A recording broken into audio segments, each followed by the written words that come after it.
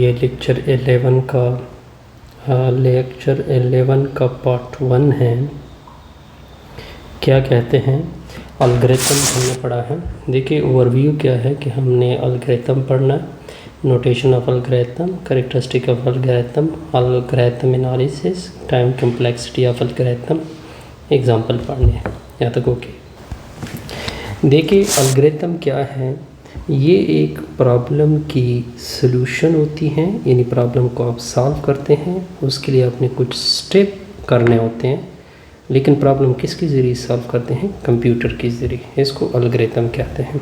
यानी ये एक मेथड है स्टेप बाय स्टेप, जिसमें हम प्रॉब्लम को सॉल्यूशन देते हैं किसके ज़रिए, कंप्यूटर के ज़रिए। अच्छा ये चीज़ ओके हो गई। अब देखिए, या इस तरह भी कह सकते हैं, ये फर्स्ट डिफिनीशन हो गई। अब सेकंड डिफिनीशन वेरीफाइड करें। अलगोरिथम वो सीक्वेंस ऑफ अनएम्बिगुअस इंस्ट्रक्शन है, यानी अलगोरिथम वो इंस्ट्रक्शन होती हैं जो कि आप प्रॉब्लम की सॉल्यूशन के लिए करते हैं, ठीक है। या इस तरह भी कह सकते हैं कि आपको आउटपुट चाहिए किसी प्रॉब्लम का फाइनाइट अमाउंट ऑफ टाइम में, तो उसके लिए आप जो स्टेप अप्लाई करते हैं उसको क्या कहते हैं, अलगोरिथम। अब देखें कंप्यूटर की सेंस में क्या है, algorithm is a well defined computational procedure. देखिए ये एक कंप्यूटेशनल प्रोसीजर की इस न्यूमेरिकल प्रोसीजर है, यानी स्टेप बाय स्टेप प्रोसीजर है। दैट टेक्स सम वैल्यू, जो कि आपसे कुछ वैल्यू लेता है, या वैल्यू सेट की फॉर्म में। फॉर एग्जांपल इस तरह आपसे वैल्यू लेता है, इस तरह वैल्यू लेता है, ठीक है। फिर उसको प्रोड्यूस कर लेता है कुछ और वैल्यू। देखिए नीचे कुछ और वैल्यू, देखिए इस इनपुट वैल्यू से मुझे कुछ आउटपुट वैल्यू क्या हो गई, इंट्रोड्यूस हो गई। नोटेशन ऑफ अलगोरिथम क्या होते हैं, देखिए आपके पास एक प्रॉब्लम है, इस प्रॉब्लम के लिए आपने क्या बनानी है, अलगोरिथम बनानी है। वो स्टेप होते हैं, स्टेप होते हैं, ठीक है। वो स्टेप आप किस में सेव करते हैं, कंप्यूटर में। कंप्यूटर यानी ये एक तरह से इनपुट होता है, फिर आपको वो क्या देता है, जब आप उसको रन कर देते हैं तो वो आपको क्या देता है, आउटपुट। यानी इसको क्या बोलते हैं, अलगोरिथम। देखिए फिर क्या है, व्हाट इज़ अलगोरिथम। देखिए ये नॉन एम्बिग्युइटी रिक्वायरमेंट होती है for each step of an algorithm can not be compromise.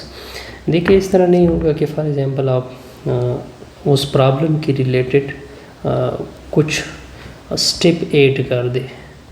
देखिए जो रिक्वायरमेंट है वो उसी के ऊपर लागू होगा, यानी उसी को अप्लाई होगा, ठीक है। फॉर एग्जांपल अगर आपने कुछ स्टेप अप्लाई की जो कि इर्रिलेवेंट है, ठीक है, तो वो आपको क्या देगा, एरर देगा नीचे आउटपुट फाइल में।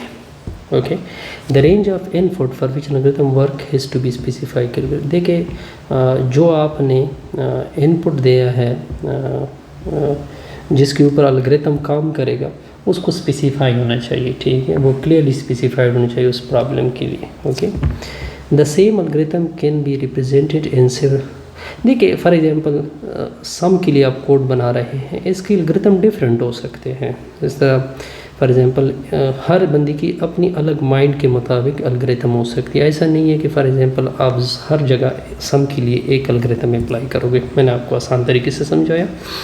Algorithm for the same problem can base on very different idea in can be solve with diagrammatically different speed. देखिए फिर फॉर एग्जांपल एक सम आपने करना है 2 नंबर का, नम 1 आपने डिफ़ाइन किया, नम 2 आपने डिफ़ाइन किया, फिर आपने आउटपुट दिया।